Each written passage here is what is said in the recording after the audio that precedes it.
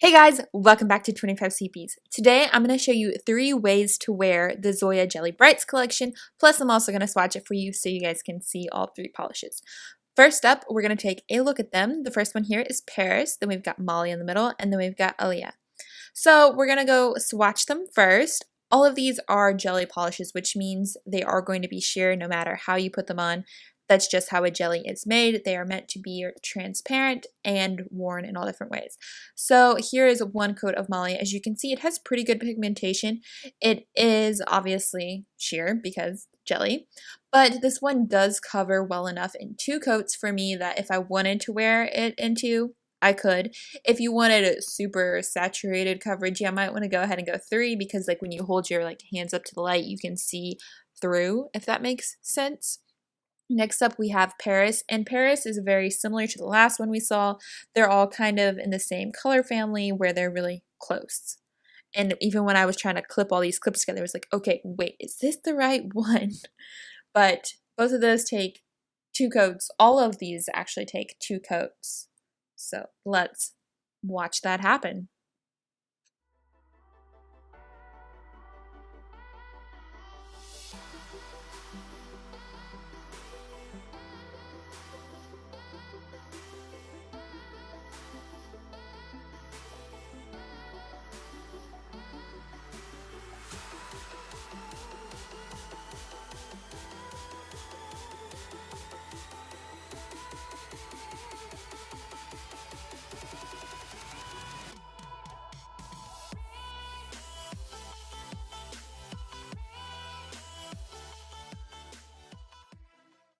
Now I'm going to show you 3 ways you can wear jelly polish. So first up, you can obviously wear it by itself. So that's actually a 4th way, but you can wear it by itself if you want, like I just showed you.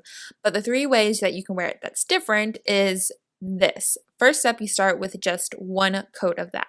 Then you're going to put 1 coat of a chunky glitter. You could use chunky glitter, you could use any type of topper polish that you would traditionally use that just adds a little extra to your nails. Put that on, let that dry, and then go over with another coat of that jelly polish to create a sandwich look. So again, you can do any type of polish underneath, you just want it to be kind of scattered so you get that translucent colors. You could even do multiple layers. So next up, one way, the second way you can do it is wear a metallic polish. I use a silver metallic polish underneath, and then I put, which one did I put? I put Alia on top, and it just gives you this cool metally, like it's a metallic polish that's the same color as the jelly polish, but you didn't, it's obviously not. It's just your normal jelly, and it gives it a fun new look. Now, apparently I'm going to go in and fix that little spot at the top. You do have to be a little bit careful on that. It does happen because of the type of polishes that differ and when they pull, but as you can see, it looked nice in the end and all good. So the third and final way, you can use these for art. So you know how you see all this cool Instagram manicures where people are doing watercolor nails and you're thinking, oh, how can I do that? Jelly polishes are a great answer because you don't have to mess with the acrylic paint, you don't have to mess with the water. You don't even have to mess with a fancy brush. Here I'm just taking the brush straight out of the bottle. Of course, I'm trying to get off some of the excess polish and leaving it in the bottle. And I'm just putting it on my nail in blobs. I'm going to make a floral with the jelly polish and it's going to look like a watercolor manicure.